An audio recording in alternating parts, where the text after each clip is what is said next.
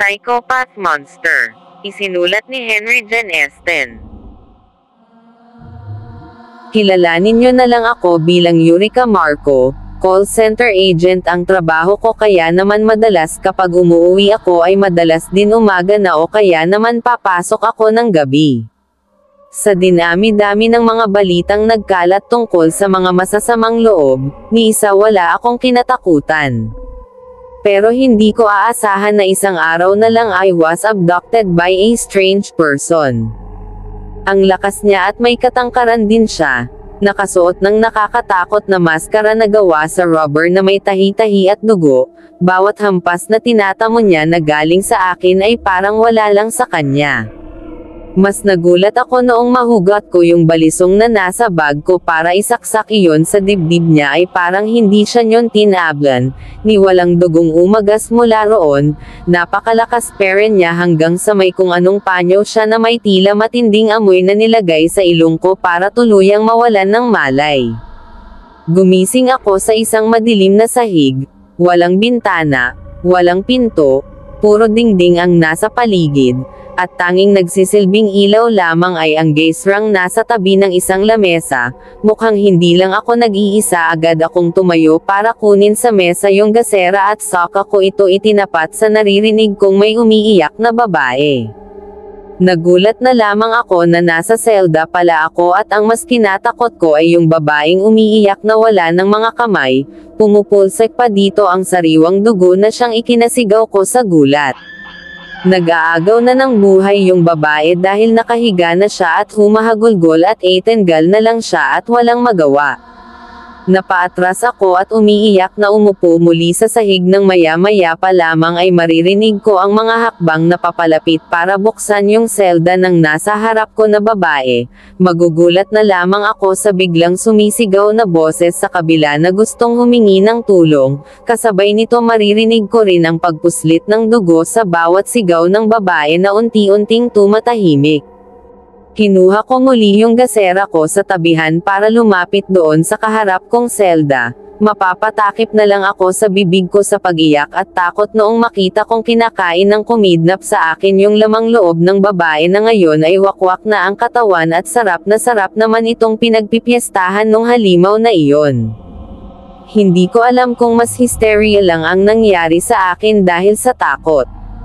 Napabalikwas ako nang tumingin siya sa gawi ko, kaya bumalik na lang ako sa pag-upo muli sa pwesto ko at doon nag-iiyak sa sobrang kaba at takot sa halimaw.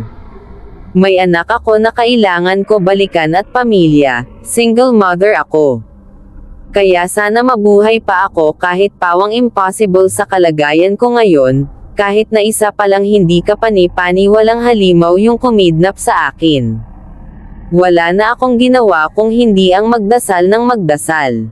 Mas kinakabahan din ako sa tuwing maglalakad siya sa harap ng selda ko para magwala. Dumating pa sa puntong pinuntahan niya ako sa loob na inakala kong kakainin niya rin ako, pero pinagsasampal niya lang ako at saka siya biglang tatawa ng pagkalakas-lakas at kapag nagustuhan niya ay uulit-ulitin niya iyon hanggang sa magdugo yung bibig ko at mamula yung mukha ko. Minsan naman sisabunutan niya ako para kaladkarin sa sahig o kaya sa dingding, kaya nagkakasugat yung balat ko o kaya naman pisngi para lang paglaruan.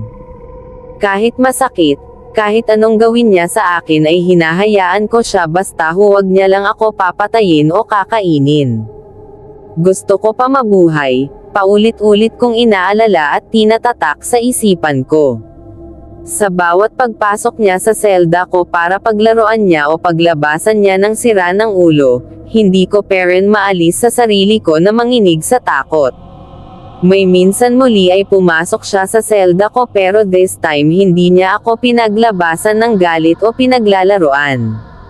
Sukdulan na ang pagkatakot ko at gulat noong buhatin niya ako para punutin yung mga damit ko at ipatong sa tabing lamesa para ibuka ng pilit ang dalawa kong hita at doon din ay ladilaan niya ang hiyas ko, na hindi ko maiwasang mapaungol kahit pa na umiiyak ako. At sa kanya mas binuka ka pa ang dalawang hita ko para ipasok ng sapilitin at sagad yung ari niya. At paulit-ulit niya ako na binayo. Naririnig kong hilanghing ng halimaw na ta. Pag-ungol ko naman sa bawat panggagahasa niya sa akin na ilang beses pang naulit ng naulit. Naging madalas niya ako pasukin sa selda ko para gawin ang karumal-dumal na sinasapit kong iyon. Pero gaya nga ng sabi ko, hinayaan ko siya gawin lahat ng ginagawa niya sa akin basta manatili lang akong buhay. Naging marumi akong babae na kung ay trato ay parang baboy o hayop na humihingi ng kawan, naghihintay ng panggagahasa niya dito sa selda habang walang mga suot na pangsaplot. Diring-diri ako sa sarili ko pero anong magagawa ko? Hindi ako makatakas sa kamay ng malakas at baliw na halimaw na iyon. Tanging mga alaala ko na lang sa mga naiwan ko ang nagpapalakas ng loob ko. Pero di ko inaasahan at hindi ko akalain na isang araw ay tuluyan na akong makakatakas sa kanya at huling panggagahasa na yung ginawa niya sa akin matapos ko makuha yung patalim niya na nakalagay sa suot niya at agad ko itong isinaksak sa likod at harap niya ng paulit-ulit. Sa bawat pagsaksak ko ay may halong puot, sakit, at pagdurusa sa baliw na halimaw na ito. Ang sarap sa pakiramdam na nagawa kong ilabas lahat ng galit ko sa halimaw sa pamamagitan ng pagsaksak sa kanya ng sarili niyang patalim. Dito sinimulan ko ng tumakbo papalabas pero maya-maya lang ay biglang may humablot sa kamay ko sa madilim na lugar na tinatakbo ko ngayon. Napalingon na lamang ako nang makitang nakatayo na siya sa likuran ko at tumatawa ng tumatawa. Sinasakal na niya yung leeg ko. Hawak ko pa yung patalim niya, kaya ginamit ko muli iyon para isaksak sa kamay niya at doon sa dibdib niya nang madiin sa likod ng mga makapal na jacket na suot ng halimaw. Napasigaw siya sa ginawa ko at sa kanya pilit na hinuhugot yung kutsilyo, at nagpatuloy na lang ako sa pagtakbo hanggang sa may makita na akong liwanag at nanggaling pala ako sa isang malalim na dungeon sa lupa. Puro kanal ang makikita noong lumabas ako at nagpatuloy lang ako sa paglalakad hanggang sa matano ko na yung mga bahay-bahay. Humingi ako ng tulong sa bawat taong masasalubong ko, pero tinitignan lang nila ako na parang nababaliw sa suot kong t-shirt lang na pantaas na nakuha ko sa unang bahay na napuntahan ko at ayaw ako patuluyin. Tulungan niyo po ako. Umiiyak ko na sambit at hindi ko na lang namamalayan na nahimatay na pala ako at gumising naman sa isang maaliwalas na hospital kaharap sina mama at yung anak ko. Hagulgol talaga ako sa pag-iyak na niyakap sila ng mahigpit. Halos isang buwan na daw akong nawawala at wala man lang balita. Kay mama ko lang sinabi ang lahat. Alam kong hindi siya naniniwala at hirap niya matanggap yung sinabi ko na nangyari. Iniisip niya siguro na nababaliw ako. Kaya sa mga pulis ay nilihim ko iyon dahil sino nga bang maniniwala na kinidnap ako at ginahasa ng isang halimaw? Kung may halimaw ba talaga? Hindi ko rin alam sa sarili ko kung hallucination ko lang ba ang ilan sa mga pangyayari pero isa lang masasabi ko na totoong na-abduct ako at maraming bagay na dinanas. Halos magtatatlong buwan na rin matapos ko sapitin ang mga karumal-dumal na pangyayaring iyon, hirap pa rin ako kalimutan ang lahat, at madalas kahit sa panaginip ko ay dinadalaw ako ng nakakatakot na bangungot na iyon. Dahil kahit sa panaginip ay hindi pa rin ako makawala sa panghahalay niya. Umalis na rin ako sa trabaho ko bilang call center agent, may nag-offer kasi sa akin na magtrabaho na lang sa isang pabrika ng sapatos at dito nakilala ko si Darwin. Gwapo siya, matipunong lalaki, at napakabait. Naging karamay ko siya at hindi nagtagal ay nagkamabutihan kami. Nasa factory stockroom ako noon nang sundan niya ako para halikan. Darwin, sandali, baka mahuli tayo. Wala sila, sambit naman niya nang hinubad na niya yung damit niya at tumambad sa akin yung magagandang hubog niya sa katawan. Saan mo nakuha yung mga pilat mo? Tanong ko sa bawat guhit ng tahi na makikita sa dibdib ni Darwin pero maliliit lang ito. Hindi ako sinagot ni Darwin bagkus kinuha niya ang ulo ko para agad kong dinilaan at kinagat yung ** nang niya sa matitigas niyang dibdib. Ewan ko ba parang para sa akin ay naging normal na lang din ang pakikipag-sex at parang hinahanap-hanap ko kahit alam kong hindi ko pa dapat ibigay kay Darwin ang pagkababae ko. Tinanggal na rin niya yung damit ko at bra para halikan din ako sa suso ko at kagat-kagatin niya ang utong ko papunta sa leeg ko hanggang labi. Inilabas ni Darwin yung ** niya sa zipper ng pantalon niya nang tanggalin na rin niya ng unti-unti yung panty ko at bigla ang ibuka yung dalawang hita ko. Nagulat ako nang gawin niya iyon dahil sa sandaling ginawa niya iyon ay may naaalala ko yung halimaw kung paano niya madalas gawin iyon. Agad na sinagad ni Darwin yung * niya sa hiyas ko na pati iyon ay kinagulat ko pero hindi ko nalang pinansin at dito sunod-sunod niya akong binayo ng binayo. Walang tigil naman ako sa pag-ungol dahil pakiramdam ko ay sobra akong nasisiyahan sa ginagawa niya. Darwin shit. Hilanghing ko na tila tumitirik pa ang mga mata at nakataas ang tingin sa kisame habang sinisip-sip niya ang leeg ko. Mas binilisan na ni Darwin ang pagyugyug niya sa akin nang umabot na kami sa sukdulan dalawa. Magdadamit na si Darwin noong biglang mahimatay na lang ako na agad niyang nasalo. Gumising ako sa hospital at nalaman ko na buntis ako magdadalawang buwan na. Napaiyak na lamang ako nang malaman ko iyon dahil sigurado ako na ang tatay ng dinadala ko ay yung halimaw na gumahasa sa akin ng paulit-ulit. Ayaw ko tanggapin ito pero hinawakan ni Darwin ang kamay ko at handa daw niya akong tanggapin kahit ito buntis ako. Gabi noon kasama ko si Darwin umuwi kami sa bahay para ipakilala siya kay mama at sa anak kong si Chloe. Tinanggap naman siya ni mama dahil mas alam ko na daw kung tamang lalaki ang pinili ko. Nag-usap-usap lang sila sa sala at nanonood ng television. Napangiti naman ako at saka tumayo para pumunta sa kusina para magluto ng hapunan namin. Maya-maya lang narinig kong sumigaw si Chloe. Matatakotin kasi sa horror movie iyon kaya natawa na lang ako at tinikman yung niluluto ko nang biglang magulat ako na nasa likod ko na si Darwin. Malaki ang ngiti niya, at saka ko siya tinanong kung ano ang ginagawa niya dito sa kusina. Nagugutom na ba siya? Nakangiti lang siya at ako naman ay abala na inilalagay sa niluto ko yung mga gulay.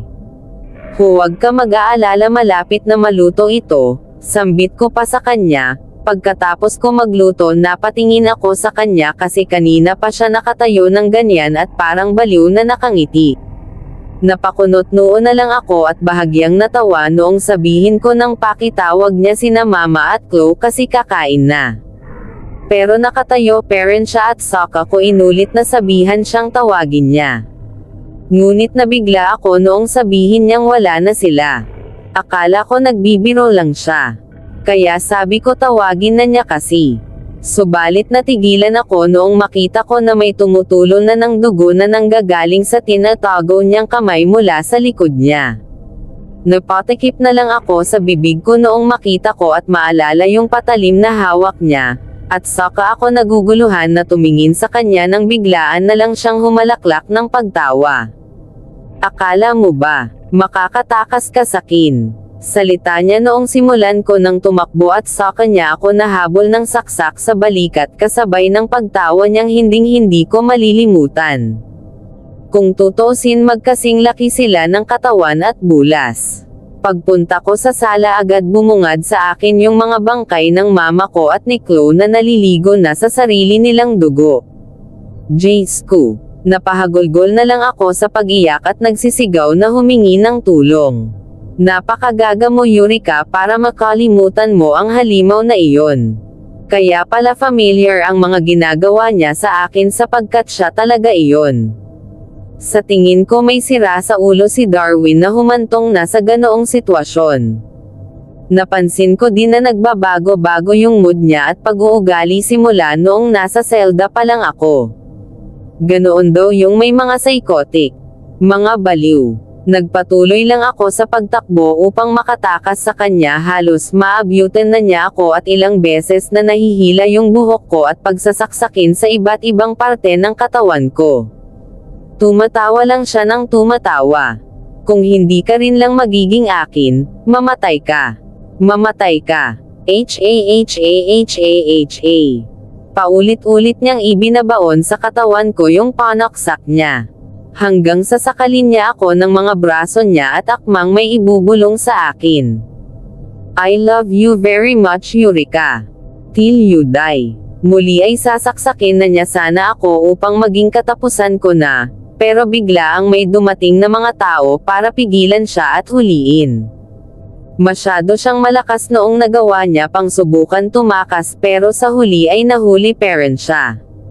At saka na lamang ako nakatulog na inakala ko huling hantungan ko na, pero buhay ako at namatay naman yung sanggol na dinadala ko dahil sa mga natamo kong saksak. Nabuhay ako, at nakulong naman si Darwin sa mental hospital. Ngunit hindi daw nagtagal ay nagpakamatay siya sa pagtalon sa building ng hospital at ako ay naiwan na parang masisiraan na rin. Narinig ko na si Darwin ay isang psychopath killer, obsessed na mga babae ang biktima niya at marami-rami na rin daw talagang babae ang nawawala at natatagpo ang patay sa bayan namin. Ayon sa mga kwento, biktima daw kasi ito ng broken family, bata pa lamang, third party ang reason at nagkaroon din ng kasintahan pero niloko. Ilang linggo na tagapo ang chop-chop ang bangkay ng naging kasintahan nito. At doon na rin nagsimula ang lahat. Sobra-sobra ang bangungot na hinatid sa akin ng halimaw na iyon. Kung isa man itong bangungot ay gusto ko nang gumising sapagkat lahat ng taong pinahahalagahan ko ngayon ay patay na.